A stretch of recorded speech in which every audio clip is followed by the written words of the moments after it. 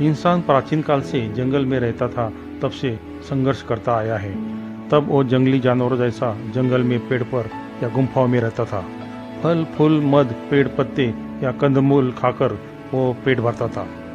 उसे अग्नि का पता चला तो जंगली जानवरों को डराने और अंधेरा दूर करने के अलावा वो अग्नि में मांस मछली भूनकर स्वादिष्ट बनाकर खाने में कुशल बना।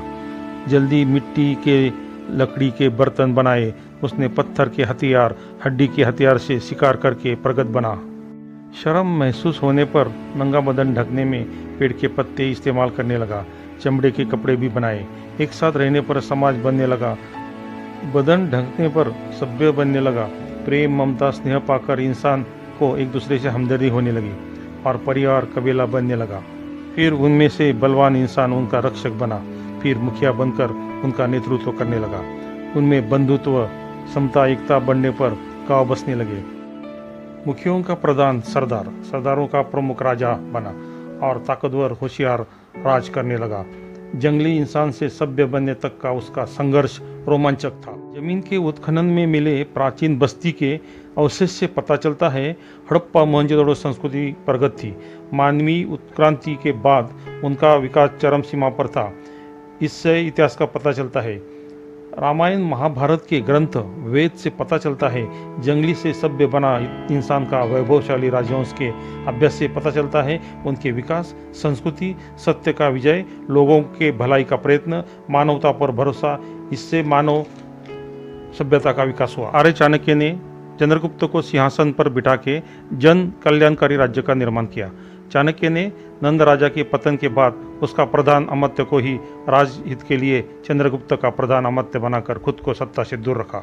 चाणक्य नीति को लोग आज भी मानते हैं। आजकल के नेताओं को इससे सीखना चाहिए।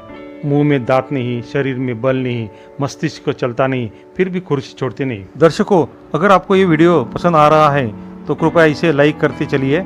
जल्दी से बटन दबाइए। पीएम साहब ने ऐसे नेताओं को जबरन रिटायर किया। कांग्रेस ने भी इसका लाभ उठाना चाहिए और सुस्ती त्यागनी चाहिए। अब भी लोग राम राज्य को याद करते हैं। अब भी राम राज याद आता है।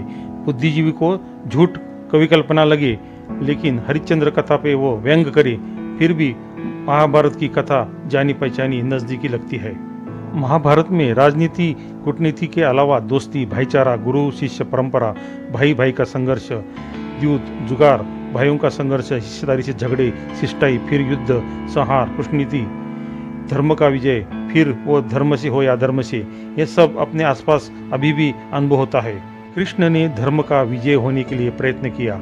अधर्मियों पर धर्म का विजय प्राप्त करने में पांडवों का साथ दिया। ऐन वक्त धर्म की जगह अधर्म से काम चलाया। अश्वत्थामा मर गया, हाथी नहीं, द्रोण पुत्र अश्वत्थामा मर गया, ऐसा झूठ धर्मराज से कहलवाया। और फिर गुरु द्रोण ने शस्त्र त्याग किया। फिर पांडवों ने उनका वध किया। ये अधर्म हुआ। युद्ध जीतने के लिए अधर्म का उपयोग करके श्री कृष्ण ने पांडवों को जिताया। ये मानवीय स्वभाव का चित्रण महाभारत में हम महसूस करते हैं। इंसान सभ्यता का दावा करता है और दिखता भी है सज धज के। खुद गलती करता है पर वह दूसरों की गलतियां दिखाता है, खुद की ढकता है। डार्विन के सिद्धांत के अनुसार जिन अंगों का इस्तेमाल सालों साल नहीं होता वो धीरे धीरे खत्म होता है।